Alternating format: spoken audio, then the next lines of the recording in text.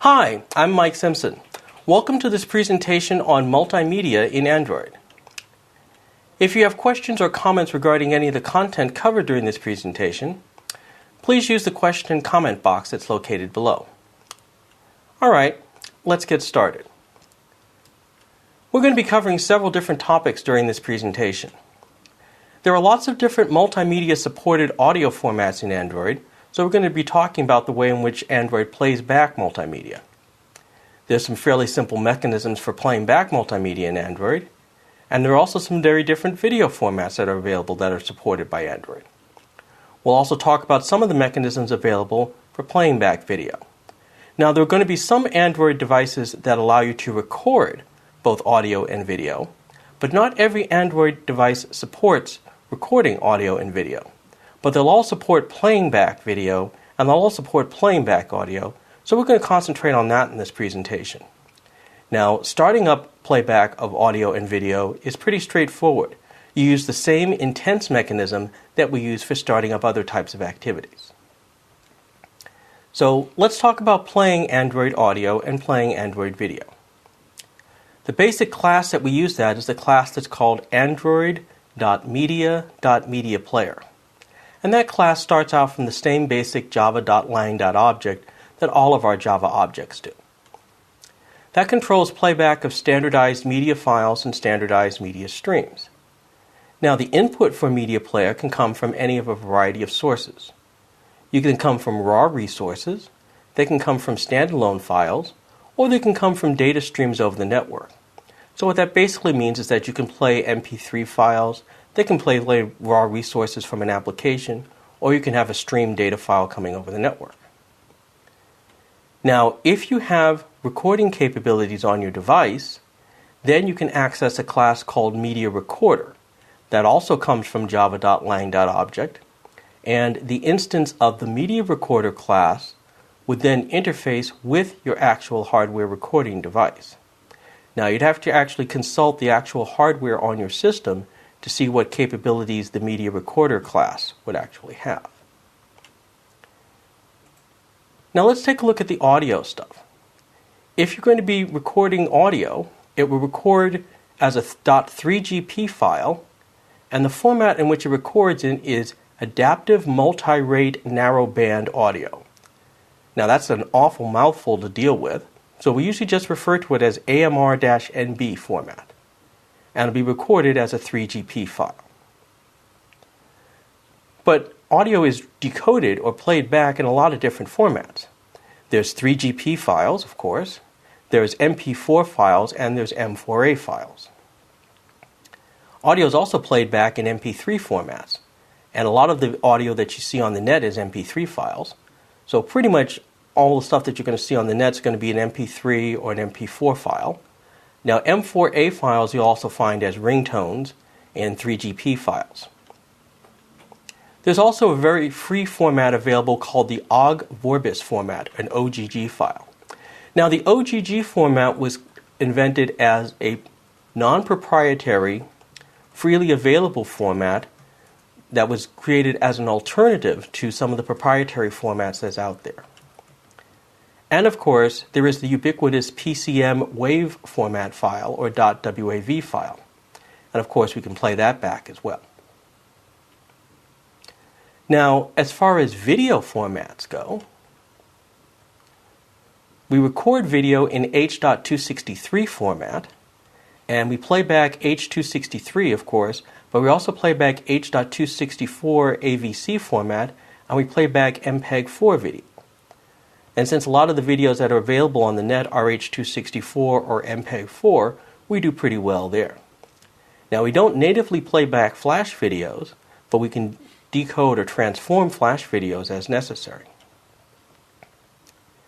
Now, 3GPP video files with the .3GP extension are also supported in the Android format.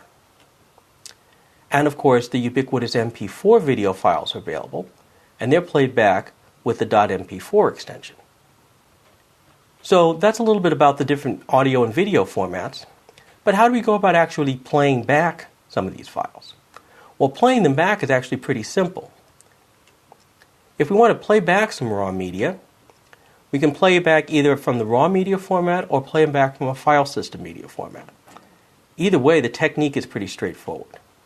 First, let's take a look at just plain old raw media. If we have raw media, in other words, we just basically recorded some straightforward data, you copy that straightforward data source to the resources directory and then put it in a subdirectory called raw.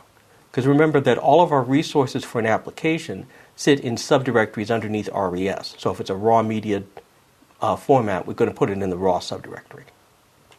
So for example, let's say it's myrawaudio.mp3. We just basically have recorded it live, for example. Then we create an instance of the media player object, because remember, we're going to use an instance of the media player object to play back our raw media. So to create an instance of it, we use the create behavior. So we call this static mediaplayer.create, and we're going to create an instance of this resource r.raw.myrawaudio, matching up with the file name myrawaudio.mp3. Then we just start the audio. We call mp.start, and that's all there is to it. The media player object takes over and starts playing the audio. There are a few other methods available in the media player object. If you want to stop the media player, call it stop behavior. If you want to pause the media player, there's a pause behavior. If you want to resume a paused media player, just call the start behavior again. Now, if you've actually called the stop behavior up here, then you need to call reset, then you need to call prepare, and then you need to call start again. So note that if you have stopped it, you can't just call start again. You may start a paused player, but a stopped player must be reset and must be prepared before you call start. Now, when we first created it, it was already prepared for us before we started. Now, if the media are already out on the file system somewhere, then we use the setDataSource method, and that will automatically go ahead and initialize our media player with an appropriate path to our file or network URL. As an example, let's say that we already have a path to our media player. We'll create it here. And now, if the media player object is properly set up, so we're going to check and make sure that it's not null, then we're going to call setDataSource with our path to wherever the source is. So let's say it's out on the file system someplace. So path to file is the path to wherever the data source happens to be. Then we call prepare, and then we call start. Note that since it's somewhere out there, it's not within our application, we have to explicitly prepare it before we start it. But other than that, it's really no different. Now, to illustrate this, you're going to have a small application that's going to be playing some audio. What you're going to do is create a small application that instantiates the media player, sets the data source to be a path to a file, and then goes ahead and plays some audio. Similarly, you're going to create another application that instantiates a media player, sets a path to play some video, and then plays a small video. So in those ways, you'll get a chance to see how you can work with Android multimedia. If you have questions or comments regarding the content covered during this presentation, please use the question and comment box that's located below. Thank you again for viewing this presentation.